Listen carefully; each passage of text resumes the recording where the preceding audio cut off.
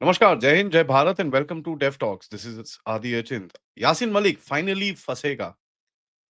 इसकी थोड़ी हिस्ट्री बात करते हैं before I tell you actually what has happened, क्योंकि इसको अभी कोर्ट के अंदर आइडेंटिफाई किया गया है as the main person who did the hit 1990 25 जनवरी। विश्वास कर सकते हैं 35 साल, 34 साल, 25 साल हो गए हैं, 35 साल हो गए हैं इसको, जब 4 एयरफोर्स ऑफिसर्स को मारा था on the spot. 3 main primary suspects थे। यासिन मलिक जेकेएलएफ का कमांडर, जावेद मीर और 1-2 बंदे और थे जो एक रावलपुरा मॉड्यूल का नाम नाम से उनको बोलते हैं। सो 3 मेन ये बंदे थे। This was basically a targeted assassination guys, और कुछ नहीं था ये। ये बड़ा सिंपल सा टारगेटेड असैसिनेशन था। 1990 में जैसे ही एफआईआर लगाया गया, इसका नाम डायरेक्टली उसके अंदर था। लेकिन 1990 से 1993 में आप देखेंगे पूरी तरह से कश्मीर कोलैप्स कर गया इंसर्जेंसी के अंदर। पुलिस स्टेशन जलाए गए, एसएचओ मारे गए, विटनेसेस को भगाया गया, गवर्नमेंट ऑफिसेस पूरी तरह से अबैंडन्ड हो गए, केस डायरीज कंप्लीट नहीं थी, वेपन्स एविडेंस कुछ था नहीं, फोरेंसिक चेन्स पूरी तरह से तोड़ दी गई, स्टेटमेंट्स बचे नहीं, इन्वेस्टिगेशन ऑफिसर सारे छोड़ के चले गए। 1994 से 1995 तक पूरी तरह से एक रीब्रांडिंग करी गई यासिन मलिक की।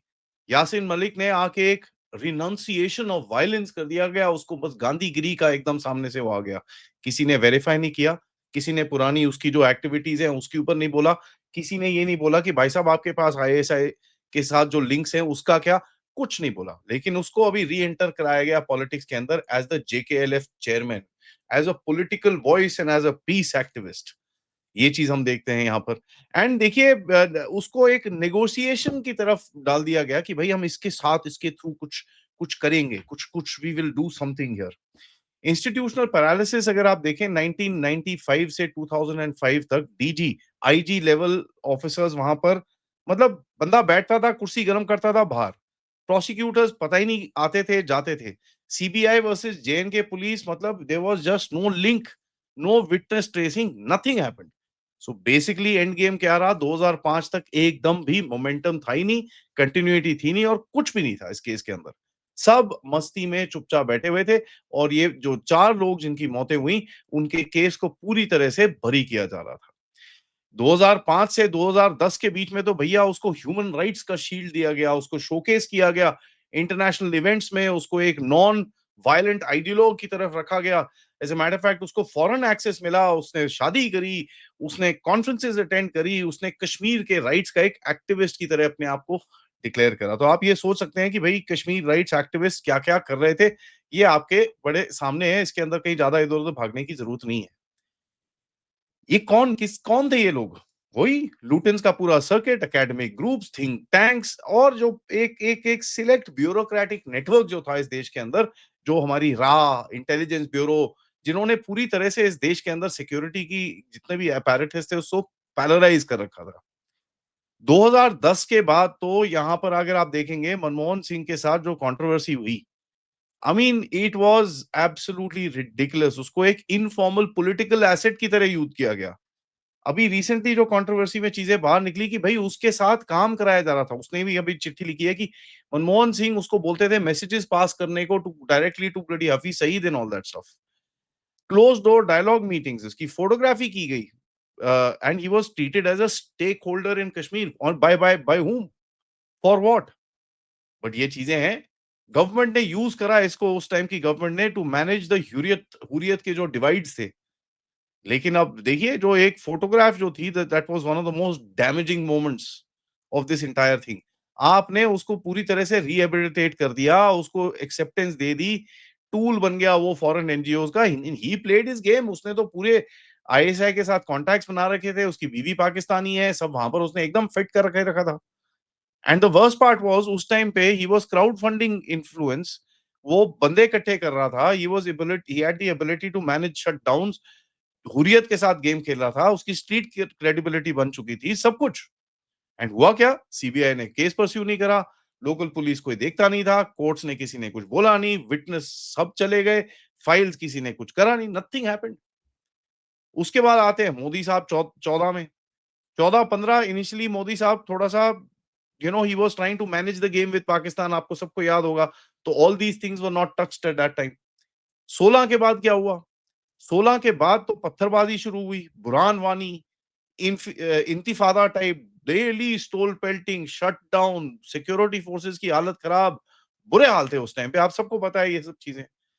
एंड इसके बीच में आप देखिए व्हाइट वॉश जो चलता रहा, from terrorist he became a militant, from militant he became a separatist leader, from separatist leader he became a peace activist.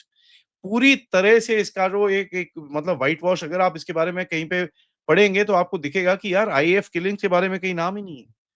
Kashmiri pandits की एथनिक क्लेंजिंग के अंदर इसका क्या रोल है, उसके अंदर कहीं नाम नहीं है। किडनैपिंग जो करता था, जेकेएलएफ की जो टेरर डॉक्ट्रिन थी, उसके बारे में कहीं नाम नहीं है। सब पूरी तरह से व्हाइट वॉश। ठीक है? सेमिनार्स में बुला के पॉलिटिकल थिंकर था साहब वो, पॉलिटिकल थिंकर। क्यों? Because he was able to speak in English, और वो एक Gandhian posturing, this is the reality of politics in our country. ठीक है? And we say all sorts of things otherwise. Political compulsions देखें, मतलब इतने ज़्यादा बढ़ चुके थे, तो भैया जब प्रोटेस्ट होते थे तो इसको लाके भैया खड़े करते थे, यार कम कर यार इसको। Nobody aggressively pushed this case since 1990 right till 2019। ठीक है? 2019 में जब वो झटका इनको एक लगा,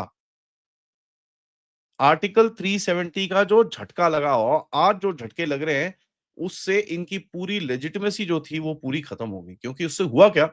there was no dialogue with separatists, there was nothing. सबको उठा के जेल में डाला, सबको उठा के अंदर डाला, सबके केसेस रीस्टार्ट हुए। बट वहां से भी अगर आप देखेंगे, ये प्रोसेस आज तक आने में 6 साल लग गए। Now this is where I have a problem with the whole law system in this country. हमारे देश में पुलिसिंग नाम की चीज तो है, but what is the impact? आज की डेट में आपकी इंटेलिजेंस एजेंसीज इतनी स्ट्रेंथेंड हो रखी हैं कि they are able to do all this stuff. But कहीं न कहीं ऐसे लोगों की जो गर्दन मरोड़नी बची है अभी भी, ये चीज़ें, this this creates a certain amount of, I don't know it, कि वो जी ब बच के निकल आएगा वो। His wife has the gumption to sit with the Pakistani army and put press conference, Modi ji please मेरे हस्बैंड को छोड़ो। समवेयर डाउन द लाइन यार we need to get serious about this. And यहाँ पर देखिए, फाइनली 2024 में एक रिटायर्ड आईएएफ सर्वाइवर, जो उस टाइम पे उस एम्बुश में प्रेज़ेंट था, ठीक है? उसने आके बोला कि जी मैं बोलने को तैयार हूँ। एंड आज की डेट में आके उसने आइडेंटिफाई करा है as Yasin Malik as the main shooter, जहाँ पर उसने firing position, distance, line of fire, direction, number of shooters, किसका क्या रोल था और क्या वेपन्स थे, क्या-क्या पूरा डिटेल में अब बताया है। अब जाके ये चीज़ आगे गई है, so you can imagine it's gonna be a closure for so many people, it's not even funny. देखिए, ये चीज़ हम लोग बड़े लाइटली लेते हैं, but understand one thing, this is not a setback, this is a structural shift in the case. Direct personal attribution जो होता है, this is the case is end, the end हो गया इसका काम। And I am so happy to hear this. That's why I thought आपको मैं ये अपडेट करके दूँ। एंड इसका बड़ा क्लियर है कि भैया we basically want the death penalty. Terrorism का कोई और वो नहीं है। ठीक है? I am not being for someone's blood, but terrorism जिन्होंने लोगों को मारा है, जितने लोगों को, ये तो डायरेक्टली इसने मारा है, उसके बाद कितने लोग और मरे हैं जेकेएलएफ के चक्करों में? How many more people? How many more people that need to suffer before this nonsense which has been running in Kashmir, this whole ecosystem जो आज भी आपको दिखता है। भाई वो कश्मीर टाइम्स पे आपने रेड कर दिया, तो मतलब वहाँ पर यार एक्टिव एम्युनिशन मिला है, तो क्या करें वहाँ पर? आते उतारें उधर पे। आप देखते हैं आज भी किस तरह से कुछ पॉलिटिकल फोर्सेस हैं वहाँ पर, जो इसको विक्टिम कार्ड की तरह लगा के, नो जी देखिए हमारी कार को चेक किया जाता है, हमारा इसको किया जाता है, हमारे इसको किया जाता है। तो भाई साहब क्या करें? सँभालो फिर, नहीं है तो सँभालिए ना। And this is the statement coming out of the chief minister of that place. I wonder why? There is no need to keep that government there. उसको यूटी बनाओ परमानेंट, एंड वहाँ पर उसको कॉन्स्टिट्यूशन में एंश्राइन कर दो, भैया ये इसको भर नहीं सकते, बदल नहीं सकते। ये यूटी रहेगा, था, है और रहेगा, खत्म। We can not have this nonsense happening in this country because अगर आप देखें अभी इस टाइम पे ये जो टेरर अपोलोजिस्ट हैं वापस अपनी शक्लें निकालने की कोशिश कर रहे हैं। This particular case is gonna be a huge slap to them. काफी लोग हैं इंडिया में जो आज भी थोड़ा अपोलोजिस्ट टाइप है इन लोगों के लिए, मिलना चाहते हैं, बात करना चाहते हैं, इनके साथ बैठ के चाय कॉफी पीना चाहते हैं, अभी भी चलता है ये। This stuff needs to stop. ठीक है, बहुत चीजें मोदी साहब ने रोकी हैं, उसमें कोई डाउट नहीं है। The kind of stuff and where we know all this stuff, पहले जमाने में तो हमको पता ही नहीं था ये सब चीजें। एक तो पता था, कोई बात ही नहीं करता था बिकॉज़ किसी को फँसना नहीं था। Today at least we know these things, we realise these things and let's put an end to them. मेरा यही रिक्वेस्ट रहेगा as as citizens in this country, बवाल-शवाल उठाने के बजाय we need to keep a track of these cases. ये हमारे national security में क्रिटिकल है। ट्रैक करिए, बात करिए इसके बारे में and you will see things happening after that. Thank you for watching this video. Like करिए, सब्सक्राइब करिए and share this with your friends and families. And आप लोग इस चैनल की तरफ कंट्रीब्यूट भी कर सकते हैं, या फिर क्यूआर कोड या पेपैल या सुपर स्टिकर, सुपर चैट्स। दोपहर में बात करेंगे ओमकार जी से, जिनसे हम बात करेंगे कि भैया बिहार इलेक्शन को पूरी तरह से चैलेंज करने का गेम रेडी है।